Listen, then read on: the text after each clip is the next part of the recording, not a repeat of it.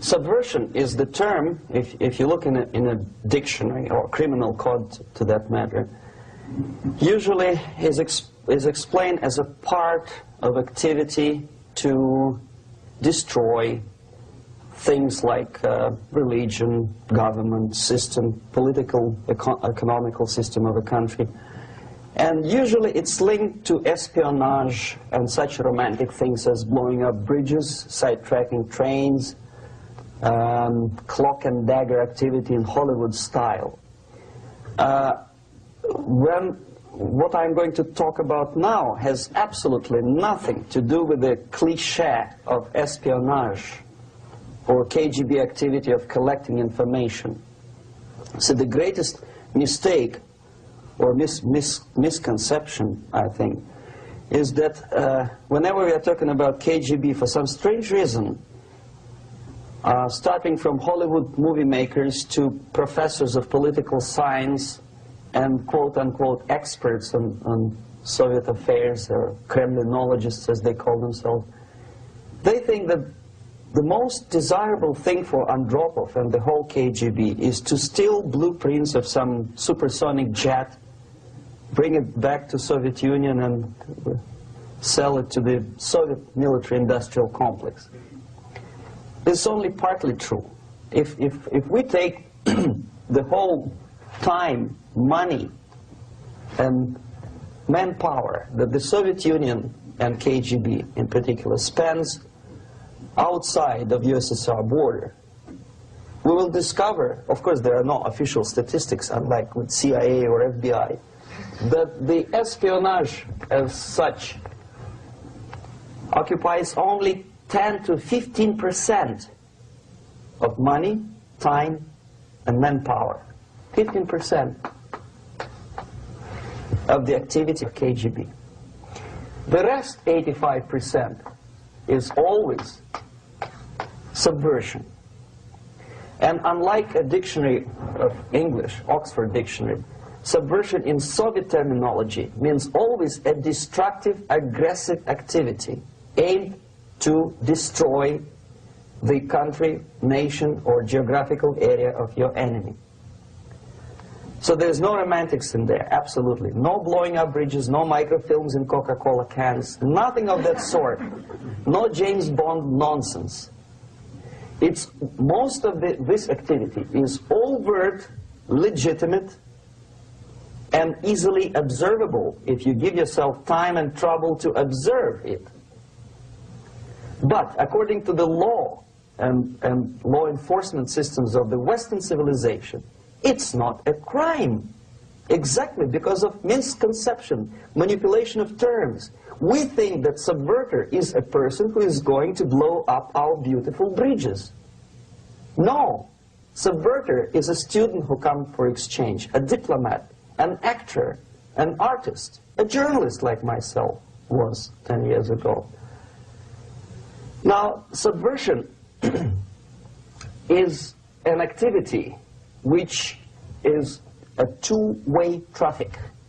You cannot subvert an enemy which doesn't want to be subverted. If you know history of Japan, for example, before 20th century, Japan was a closed society.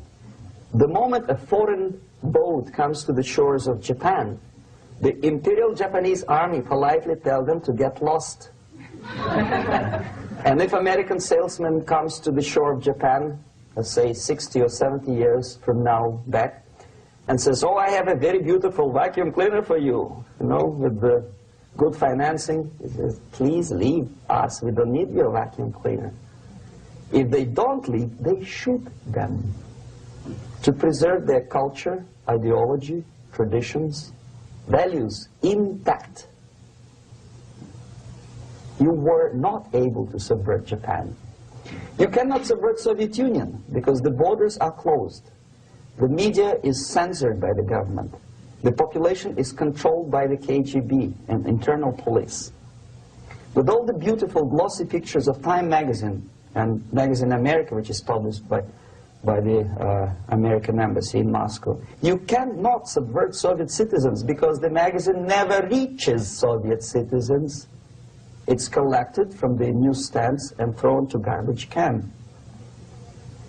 Subversion can be only successful when the initiator, the actor, the agent of subversion has a responsive target.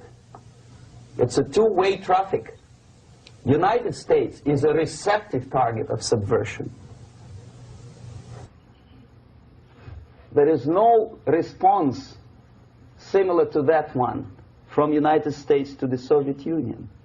It stops halfway somewhere. It never reaches here. The theory of subversion goes all the way back 2,500 years ago. The first human being who formulated the tactics of subversion was a Chinese philosopher by the name of Sun Tzu.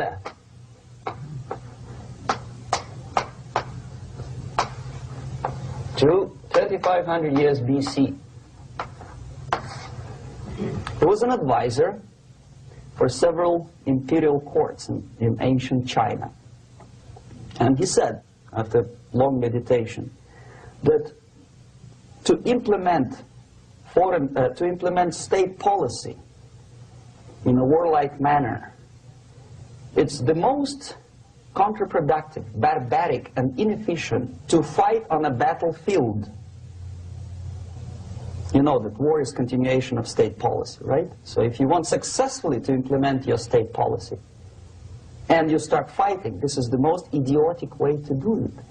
The highest art of warfare is not to fight at all, but to subvert anything of value in the country of your enemy, until such time that the perception of reality of your enemy is screwed up to such an extent that he does not perceive you as an enemy, and that your system, your civilization, and your ambitions look to your enemy as an alternative, if not desirable, then at least feasible. Better red than dead. That's the ultimate purpose, the final stage of subversion, after which you can simply take your enemy without a single shot being fired, if the subversion is successful. This is basically what subversion is. As you see, not a single mentioning of blowing up bridges. Of course, Sun Tzu didn't know about blowing up bridges. Maybe there were not that many bridges at that time. But the basics of subversion is being taught to every student of KGB school in USSR and to officers of military academies. I'm not sure if the same author is included in the list of reading for American officers, to say nothing about ordinary students of political science. I had difficulty to find the translation of Sun Tzu in the library of a university in Toronto and later on here in Los Angeles. But it's a book which is not available. It is forced to every student in USSR. Every student who is taught to be dealing further in his future career with foreigners. What subversion is? Basically, it consists of 4 periods, time-wise. If we start from here and go this way, time, right? This is the beginning point. The first stage of subversion is the process which is called, basically, demoralization. It says for itself what it is.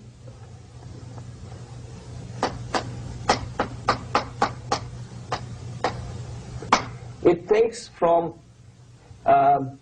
say, 15 to 20 years to demoralize a society. Why 15 or 20 years? This is the time sufficient to educate one generation of students or children. One generation, one lifetime span of a person, a human being, which is dedicated to study, to shaping up the outlook, ideology, personality. No more, no less. Usually it takes from 15 to 20 years. What it includes? It includes influencing, or by various methods, infiltration, propaganda methods, direct contacts, doesn't really matter. I will describe them later. Of various areas where public opinion is formulated or shaped. Religion, educational system, social life, administration, law enforcement system, military, of course, and labor and employer relations, economy. Okay? 5 areas. I will not write them down because we will not have enough space. Sometimes when I describe all the methods, students ask me question, are you sure this is the result of the Soviet influence? Not necessarily. You see, the tactic of subversion, about which I'm talking, is similar to the martial art, the Japanese martial art. If some of you are familiar with that tactic, probably you will remember that if an enemy is bigger and heavier than yourself, it would be very painful to resist his direct strike. If a heavier person wants to strike me in the face, it would be very naive and counterproductive to stop his blow. The Chinese and Japanese judo art tells us what to do. First to avoid the strike, then to grab the fist and continue his movement in the direction where it was before, right? Until the enemy crashes in the wall. You see? So, what happens here? The target country obviously does something wrong. If it's a free democratic society, there are many different movements within the society. There are obviously, in every society, there are people who are against this society. They may be simple criminals, ideologically in disagreement with the state policy, conscientious enemies, simply psychotic personalities who are against anything, right? And finally, there are a small group of agents of a foreign nation, bought, subverted, recruited, right? The moment all these movements will be directed in one direction, right? This is the time to catch that movement and to continue it until the movement forces the whole society into collapse, into crisis, right? So that's exactly the martial art tactic. We don't stop an enemy. We let him go. We help him to go in the direction we want them to go. Okay? So, on the stage of demoralization, obviously there are tendencies in each society, in each country, which are going to opposite direction from the basic moral values and principles. To take advantage of these movements, to capitalize on them, is the main purpose of the originator of subversion. So we have religion, we have education, we have social life, we have power structure, we have labor relations, unions, and finally we have law and order. 1, 2, 3, 4, 5, 6. Okay? These are the areas of application of subversion. What it means exactly? In case of religion, destroy it, ridicule it, replace it with various sects, cults, which bring people's attention, faith, whether it is naive, primitive, doesn't really matter. As long as the basically accepted religious dogma is being slowly eroded and taken away from the supreme purpose of religion, to keep people in touch with the supreme being, that serves the purpose. Therefore, replace it, accepted, respected religious organizations with fake organizations. Distract people's attention from the real faith and attract them to various different faiths. Education. Distract them from learning something which is constructive, pragmatic, efficient.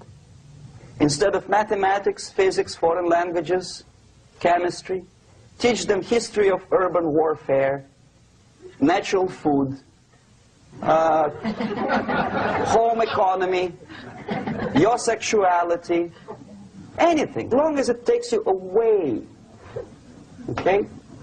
Social life. Replace traditionally established institutions and organizations with fake organizations. Take away the initiative from people. Take away the responsibility from naturally established links between individuals, group of individuals, and society at large, and replace them with artificially, bureaucratically controlled bodies. Instead of social life and friendship between neighbors, establish social workers institutions. People who are on payroll of whom? Society? No. Bureaucracy. The main concern of social workers is not your family, not you, not social relations between groups of people. The main concern is to get the paycheck from the government. What will be the result of their social work doesn't really matter. They can develop all kind of concepts to show to the government and to the people that they're useful. Okay, away from the natural links. Power structure.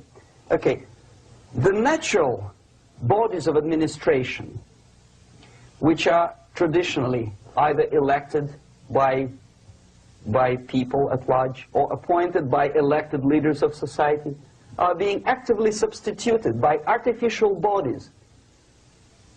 The bodies of people, groups of people, whom nobody elected. Never. As a matter of fact, most of the people don't like them at all, and yet they exist. One of such group is media. Who elected them? How come they have so much power? Almost monopolistic power on your mind. They can rape your mind. But who elected them? How come they have a nerve to decide what is good and what is bad for the elected by you, president, and his administration? Who the hell are they? Spiro Agnew, who was hated by the liberal left, called them a bunch of enfeebled snobs. And that's exactly what they are. They think they know. They don't. The level of mediocrity. In a big establishment like New York Times, Los Angeles Times, major television network, you don't have to be excellent journalist. You have to be exactly a mediocre journalist. That's easier to survive. There's no competition anymore. You have your good, nice income, $100,000 a year. That's it. Whether you're better or worse doesn't really matter anymore. As soon as you're smiling to the camera and do your job. That's it. No more competition. Power structure slowly is eroded by the bodies and groups of people who do not have neither qualification nor the will of people to keep them in power, and yet they do have power. Okay. Together with that, there is another process. Law enforcement, law and order organization and structure is being eroded. For the last 20, 25 years, if you see old movies and new movies, you can see that in new movies, a policeman, an officer of the United States Army looks dumb, angry, psychotic, paranoid. A criminal looks nice, kind of, well, he smokes hash and shoots the whatever drug, but basically he's a nice human being. He's creative. And he's unproductive only because society oppresses him. Whereby a general of Pentagon is always, by definition, a dumb, a war maniac. A policeman is a pig, rude policeman. He abuses his power. You know? A generality, generalization like that. The hatred, the mistrust to the people who are supposed to protect you and enforce law and order. Moral relativity. The Angelo Buono process lasted 2 years in Los Angeles. Relativity.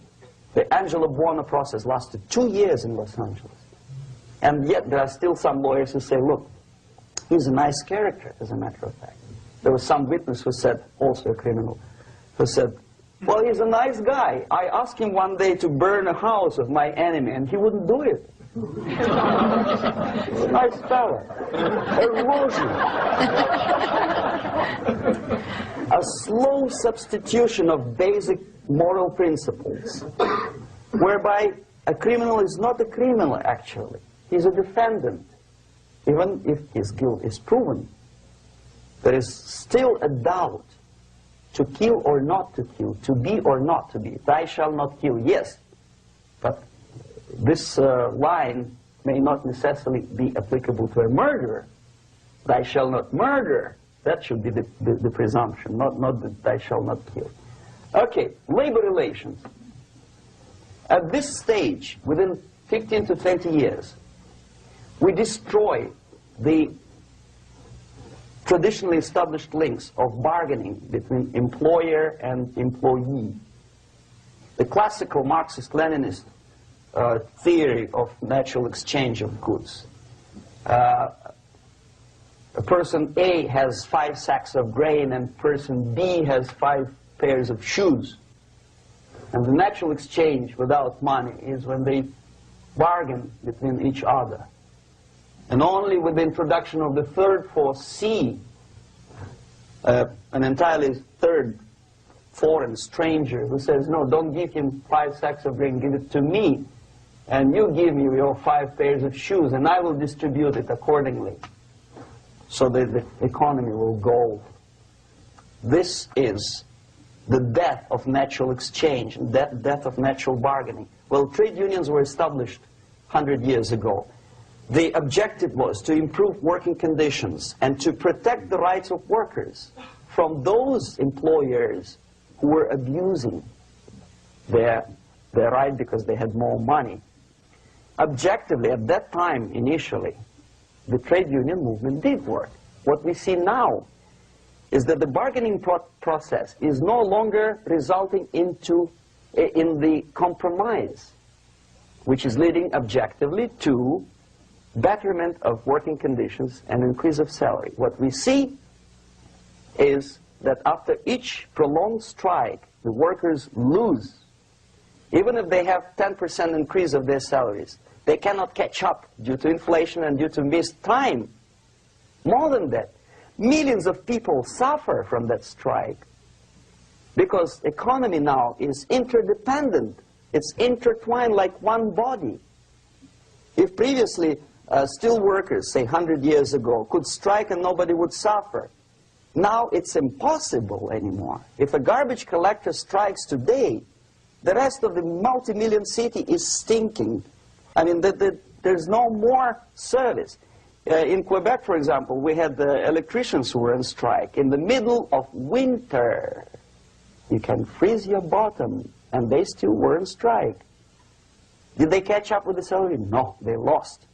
Who benefited? The leaders of trade unions. What is the motivation for strike? Improving of a workers' condition? No, obviously it's not. Then what is it? Ideology. To prove to these capitalists.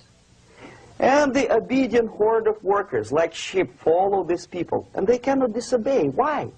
Because if they do, you know what happens to them. Pickets, murders, shooting truck drivers by picketers.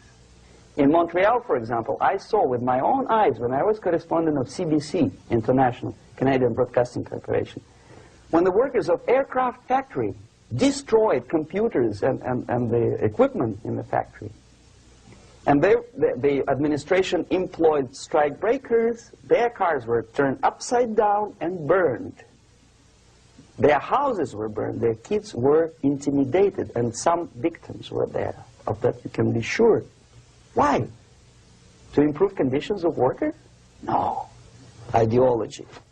Okay, so this is what happens basically. It may or may not happen without the help of the Soviet Union. But the natural tendencies are being greatly taken advantage of and capitalized by the Soviet propaganda systems. How? Whenever trade union strikes, we have influx of propaganda, mass media, ideological dissemination. The workers' right, and we repeat it like parrots. Yes, workers' right. Whose rights? Workers? No. The only freedom of worker to sell his labor according to his own desire and will is taken away from him. By whom? By trade union boss. Unlimited power is given. Responsibility. I want to sell my labor not for $2.50 an hour, but for $2. I don't have right. My freedom is denied to me. I know that if I sell my work for $2 an hour, not for $3 an hour, I will compete better with the other guy who is lazy and more greedy. I don't need $3. I need only $2. No, I was made to believe by media, by business, by advertising agencies that I need more and more and more. Have you ever heard any advertising on TV to consume less? No. No way. Whether you need a six-cylinder car or not, you have to buy it. And hurry up. When I was driving here, on the local radio station, an excited announcer said, "You hurry up, rush and save, save, save. There is a pantyhose sale." Save by buying more. See? Of course. It would be too naive to expect that KGB makes that advertising agency to do such a crazy commercial. No, of course not. But what we did when I was working for Novosti Press, we would snow plow editorial offices, student organizations, religious groups with literature of class struggle, if not directly Marxism-Leninism propaganda, then a propaganda of a legitimate aspirations of working class, betterment of life, equality, mind you. President Kennedy once said, we will make America to believe that people are born equal. Are people born equal? Is there any mentioning in the Bible or any other holy scripture in any religion, if you don't believe me, go to the library and check it. There is not a single word about equality. Just the opposite. By your deeds, God will judge you. What you do is important. The merit of your personality. You cannot legislate equality. If you want to be equal, you have to be equal. You have to deserve it. And yet we build our society on the principle of equality. We say people are equal. We know it is false. It's a lie. Some people are tall and stupid. Others are short, bold, and clever.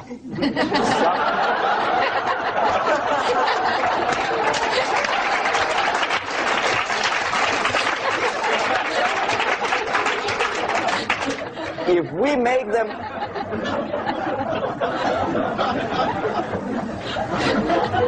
make them equal by force,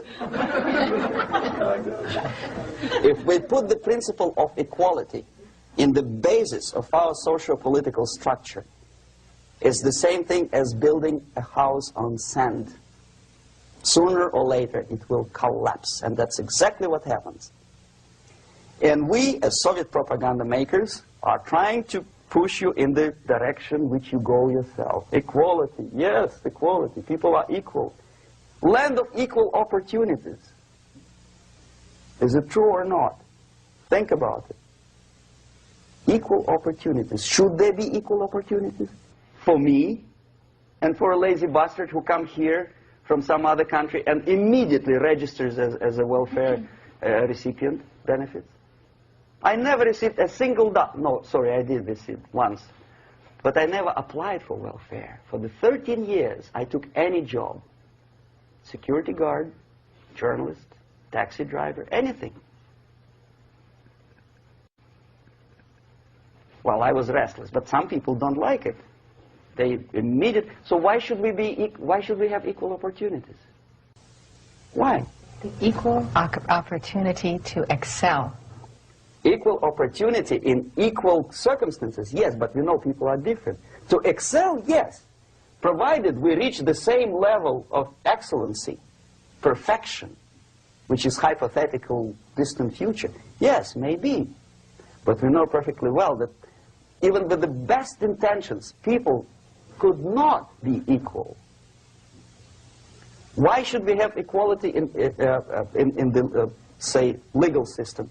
Myself, I'm considering myself a law-abiding citizen, and a person who comes here to rob and shoot, say, the United States administration under Carter imported thousands of Cuban criminals. They were non-criminals, yet they were accepted. Do you think it's fair if myself and my wife from Philippines, who work like a, excuse me, horse as a lab technician in a hospital, should have the same rights as a criminal from Cuba? Why? And yet we repeat as parrots, equality, equality, equality. And the Soviet propaganda system helps us to believe that equality is something which is desirable. Democracy, as it was established by fathers of this country, of this system in the last century, is not equality. It's the system where different people, unequal people, have a chance to survive and help each other in constant competition, in constant perfection, not in equality, which is superimposed from a godfather or a nice person in Washington, D.C. And the absolute equality exists in Soviet Union, quote-unquote equality. Everybody is equal in dirt, except some people are more equal than the others in Politburo. So, the moment you bring a country to the point of almost total demoralization, when nothing works anymore, when you are not sure whether it is right or wrong, good and bad, but there's no division between evil and good, when even the leaders of church sometimes say, well, violence for the sake of justice, especially social justice, is justified in the countries like Nicaragua, El Salvador, well, maybe Rhodesia, and we listen to them and say, yeah, probably it's true. Is it true? No, it is not true. Violence is not justified, especially for the sake of quote-unquote social justice introduced by Marxist-Leninists. That is my former colleagues from Novosti Press Agency. Okay, so we reached that point. The next step is destabilization.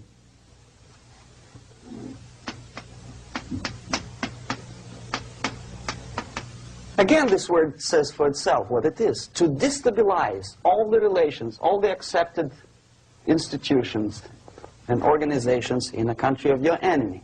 How you do it? You don't have to send a battalion of KGB agents to blow up bridges. No. You let them do it themselves. The area of application is, again, it's narrower now. Not like the previous case. The overt legitimate actions of the KGB in this case would be hardly noticeable. There is no crime if a professor who recently went to USSR introduces a course of Marxism-Leninism in a Californian college, for example. Nobody is going to come to his doorstep and say, okay, mister, come, you are under arrest. No, it's not a crime. It's not even considered a moral crime against your country. So the area of application here is narrowing down to economy, again, labor relations, right? To law and order, plus military. And economy, law and order. Yes, and again, the media, but wider scope, little bit different. I'll explain later. Okay, basically 3 areas. Economy. The radicalization of bargaining process.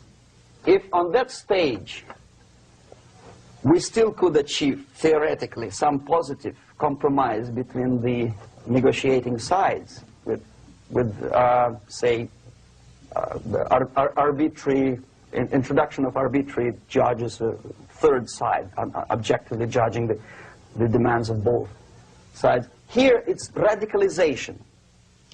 On the stage of destabilization, we cannot come to compromise even within a family. The husband and wife couldn't figure out which is better. Husband wants his kids to eat at the table, and wife wants a child to roam around the room and drop food all over the floor. They cannot come to compromise unless they start a fight. It's impossible to reach a compromise, constructive compromise, between neighbors. Some people say, I don't like you to watering your lawn at that time because exactly at that time I'm walking my dog and he's getting nervous. He cannot pass his bowels, you know. So they cannot compromise. They go to a civil court or something like that.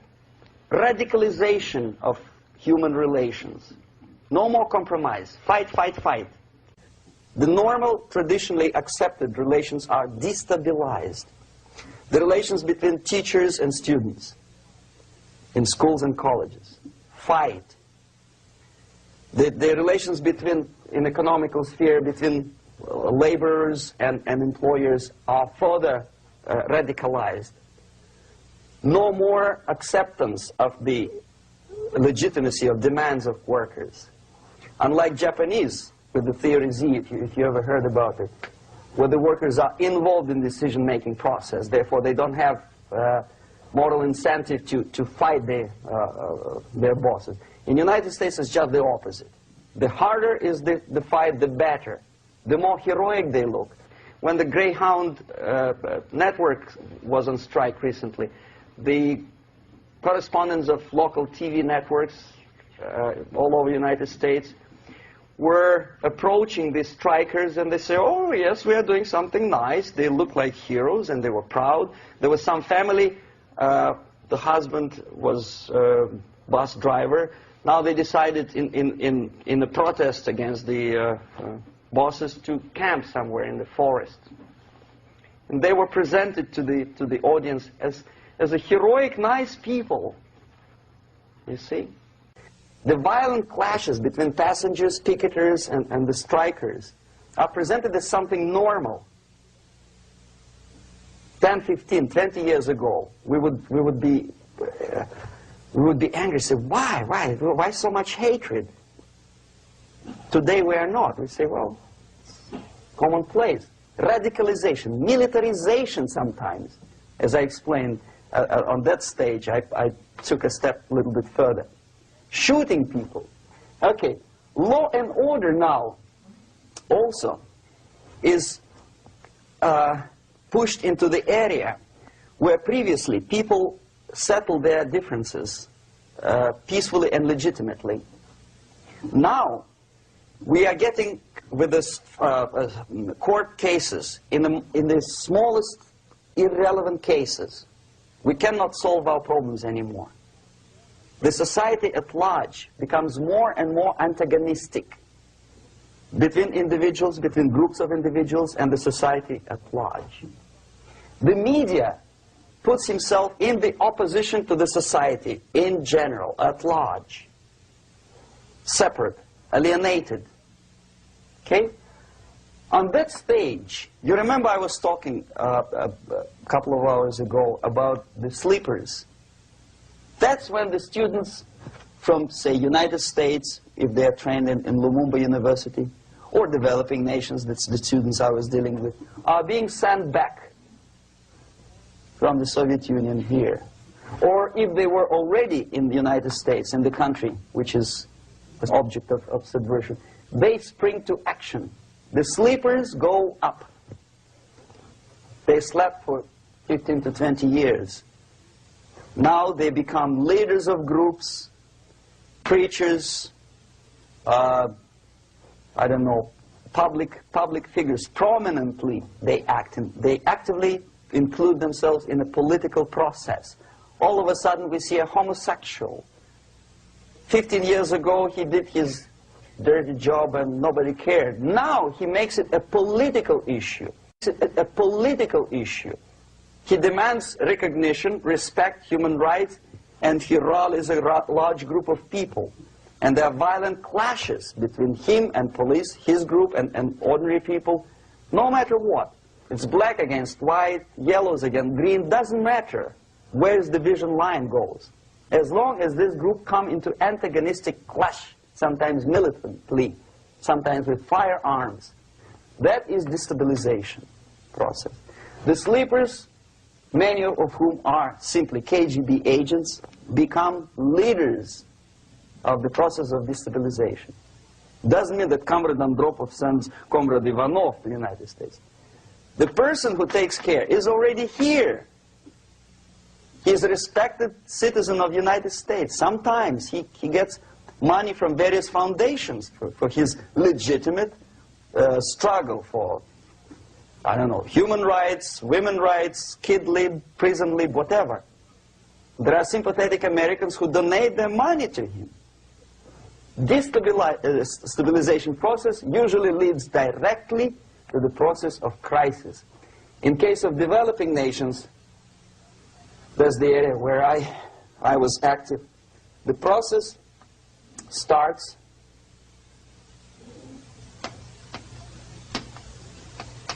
when the legitimate bodies of power, the social structure collapse. It cannot function anymore. So instead, we have artificial body injected into society, such as non-elected committees. You remember I was talking about them here. Social workers who are not elected by people, media who are self-appointed rulers of your opinion, some strange groups which claim that they know how to lead society forward. They don't usually. All they care is how to collect donations and sell their own concocted ideology, mixture of religion and ideology.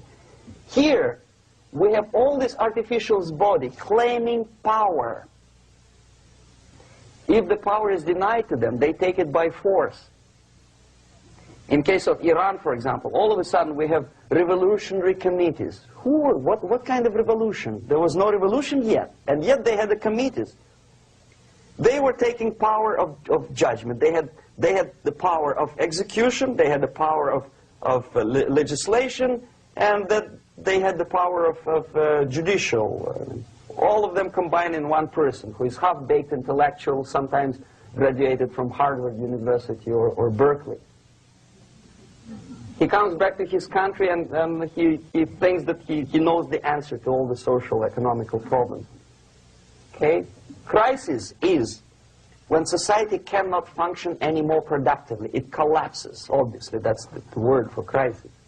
So therefore, the population at large is looking for a savior. The religious groups are expecting a Messiah to come. The workers say, we have family to feed. Let's have a strong government, maybe socialist government, centralized. When somebody put the employers on their place and let us work. We are sick and tired of going to strike and missing overtime and all that stuff. We need some strong man, strong government, a leader, a savior is needed. Population is sick and tired already. And here we are. We have a savior. Either a foreign nation comes in, or the local group of leftists, Marxists, no matter what they call themselves, Sandinista, a reverend or some sort, Bishop Muzureva, like in Zimbabwe, doesn't matter. A savior comes and says, I will lead you. So we have two alternatives here. Civil war and invasion. Okay? See how it goes? Civil war, we know what it is. Lebanon is the best example.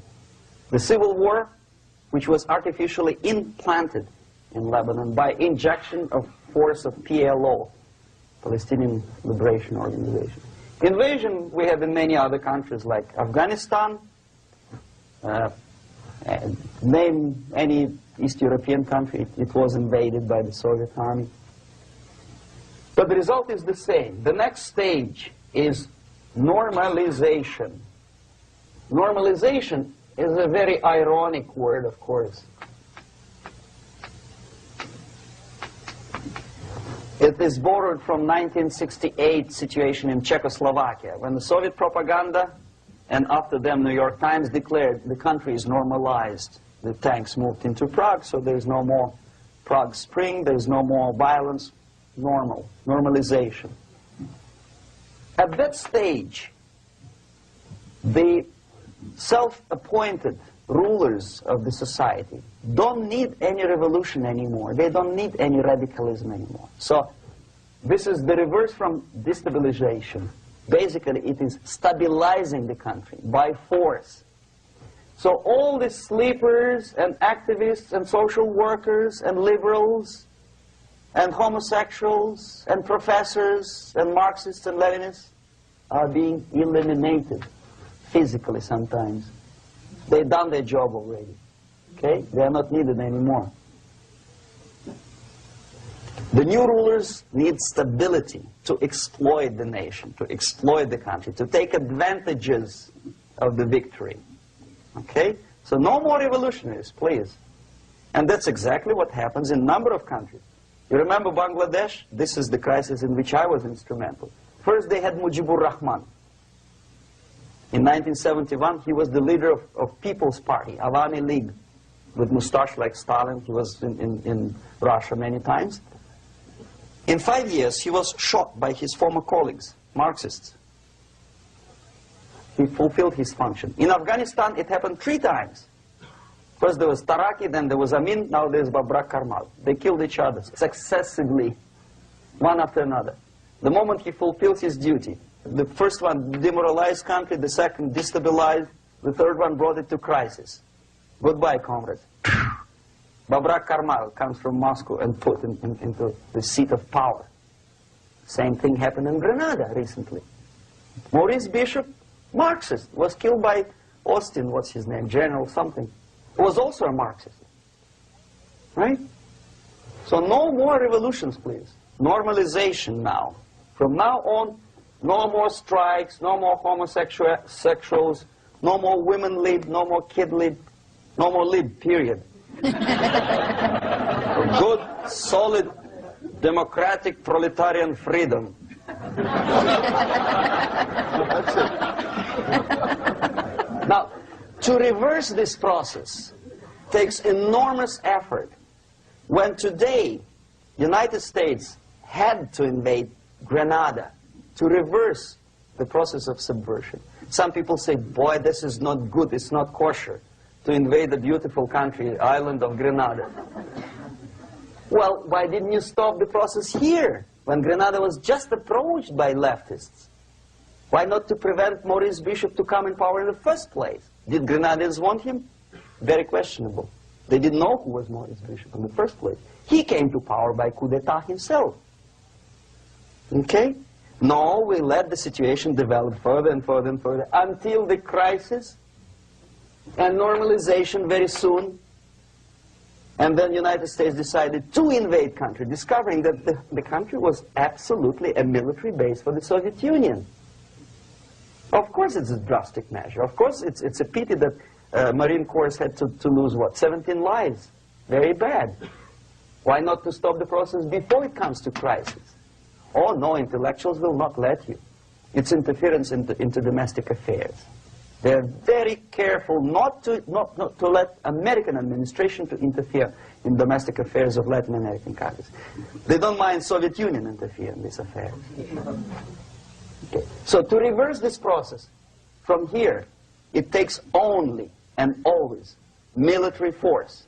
No other force on earth can reverse this process at this point.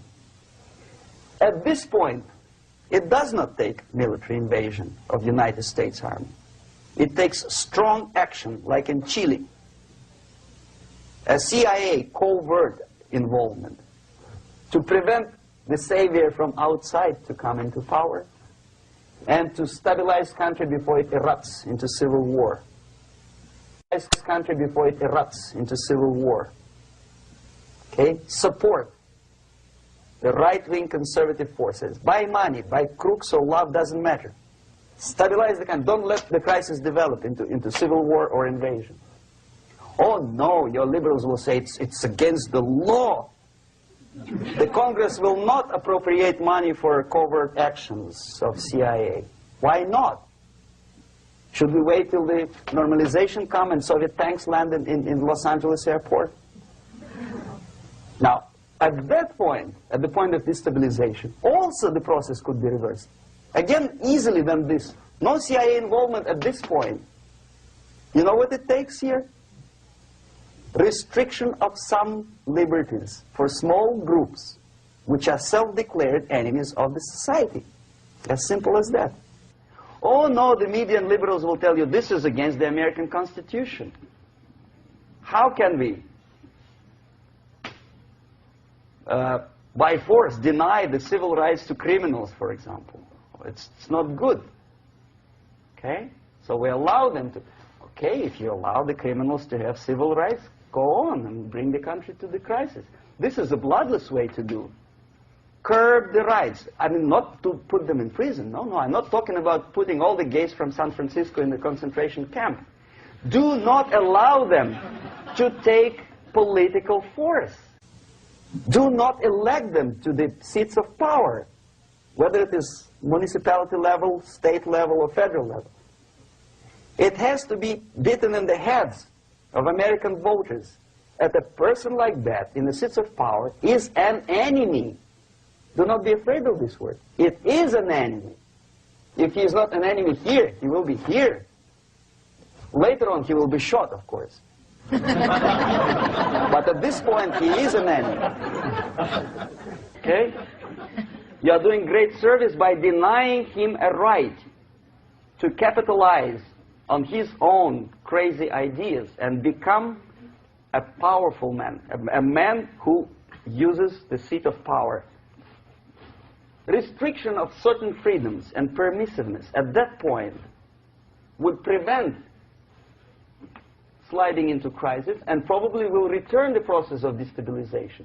To curb unlimited power, monopolistic power of trade unions, here, at that point, would save economy from collapsing. To introduce a law to stop private companies of raping public opinion's mind in the direction of consumerism. No company must have a right to force you into buying more unless you want it. There must be a law. You want to advertise your car? Okay. But not a single mentioning of buying it now and saving money. It must be against the law to force people to consume more. Self-restraint. Previously, before this process started, the self-restraint was the business of church, religion. Because our preachers, the fathers of church, would tell us, material values are good, but it's not the prime function of human being. Because you have to live with something. Obviously, the design for our life is not to consume more deodorants. There must be something greater. If such a complicated instrument as human body was created, obviously there must be some higher purpose for that. And it's very easy to avoid destabilization by denying the greedy companies one little freedom, one little liberty, forcing you into turning yourself into processors of unwanted products and goods. They turn you into machines, like the worm who there's inlet and outlet. So, and how long an average appliance lasts these days? Less than a year. Why? Where's workmanship? Well, we want you to buy more. Okay.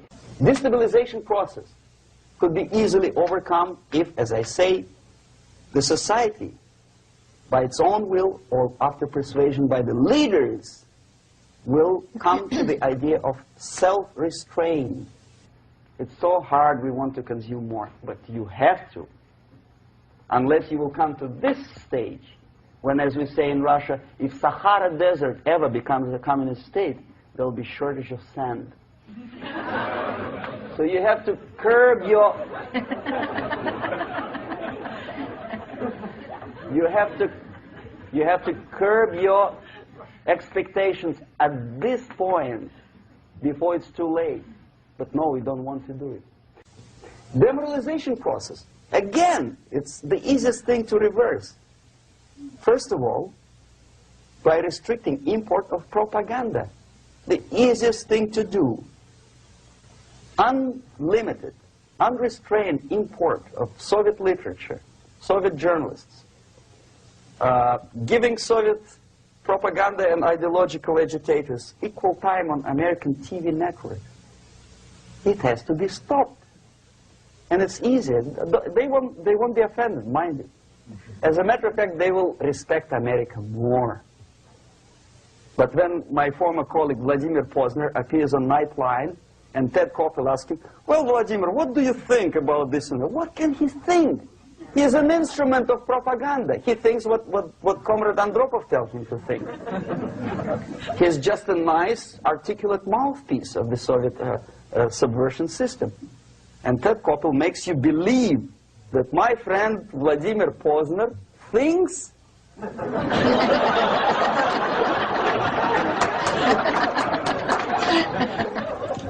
the process of demoralization may not have started at all if at that point the country, which is a recipient of subversion, actively, not violently, but actively, prevents importation of foreign ideology. I don't want America to follow the pattern of ancient Japan. You don't have to shoot every foreigner when it approaches the sacred borders of the United States.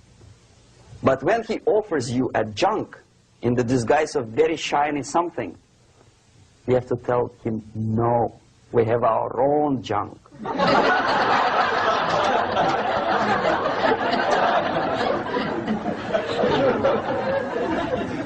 If at that point the society is strong, brave, and conscientious enough to stop importation of ideas which are foreign, then the whole chain of events could be prevented. Recently I've been to the Philippines, and I was shocked how in big cities like Manila, children listen to deafening music. A melodious nation with long traditions of good, nice ethnic music, introduced by Spanish long time ago, maybe 2 centuries, 3 centuries ago, I don't remember how. All of a sudden listen to musical garbage, blasting their radios at full blast, at full volume. Why? In India, I spent many years watching the reactions of Indians walking out of movie theaters after seeing Hollywood production. They couldn't figure out why Americans are so wasteful. They smash their cars, their shiny cars, every 5 minutes. How come they shoot each other for $500,000? Is it true that they're so obsessed with sex? Can you imagine showing a movie where each 5 minutes there's a copulation on the screen to a country like India with long tradition of respect to these private matters, or to Pakistan? And United States expect these people to respect you? No way. Oh yes, they will see the movie, they'll pay 5 rupees to see that garbage, but they walk out and will tell their kids, don't respect Americans, don't be like Americans. See? So, the process of demoralization could be stopped right here, both as an expert and as an import. And that takes one step, one very important thing to do. You don't have to expel all the KGB agents from Washington, D.C. The most difficult and at the same time the simplest answer to the subversion is to start it here and even before, by bringing back the society to religion, something that you cannot touch and eat and put on yourself, but something that rules society and makes it move and preserve it. A Soviet scientist, Shafarevich, who has nothing to do with religion, he is a computer scientist, did a very intensive research on the history of socialist countries. He calls socialist or communist any country with a centralized economy and a pyramidal style of power structure. And he discovered, actually he didn't discover it, he just brought to attention of his readers, that civilizations like Mohenjo-Daro in the river Indus area, like Egypt, like Maya, Incas, like Babylonian culture, collapsed and disappeared from the surface of Earth. The moment they lost religion, as simple as that, they disintegrated. Nobody remembers about them anymore. Well, distantly. So, the ideas are moving society and keeping mankind as a society of human beings, intelligent, moral agents of God. The facts, the truth, the exact knowledge may not. All the sophisticated technology and computers will not prevent society from disintegrating and eventually dying out. Have you ever met a person who would sacrifice his life, freedom, for the truth like that? This is truth. I never met a person who said, this is truth and I'm ready to shoot me. To defend the truth. Right? But millions sacrifice their life, freedom, comfort, everything for things like God, like Jesus Christ. It's an honor. Some martyrs in the Soviet concentration camp died. And they died in peace, unlike those who shouted, "Long live Stalin," knowing perfectly well that he may not live long. Something which is not material moves society and helps it to survive. And the other way around, the moment we turn into 2 by 2 is 4 and make it a guiding principle of our life, our existence, we die. Even though this is true, and this we cannot prove. We only can feel and have faith in it. So the answer to ideological subversion, strangely enough, is very simple. You don't have to shoot people, you don't have to aim missiles and Pershings and cruise missiles at Andropov's headquarters. You simply have to have faith and prevent subversion. In other words, not to be a victim of subversion. Don't try to be a person who in judo is trying to smash your enemy and being caught by your hand. Don't strike like that. Strike with the power of your spirit and moral superiority. If you don't have that power, it's high time to develop it. And that's the only answer. That's it. Thank you.